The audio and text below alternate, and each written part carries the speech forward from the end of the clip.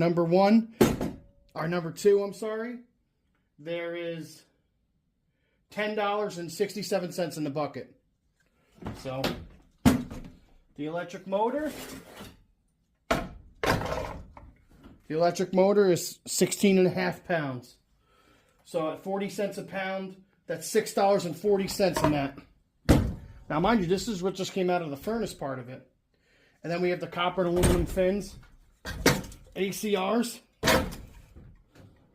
18 pounds for that one.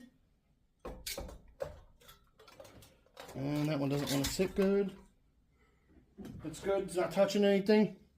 Just under 36 pounds. I'm going to say 36. So at 36, at $1.65 a pound clean, we cut the ends off, guys.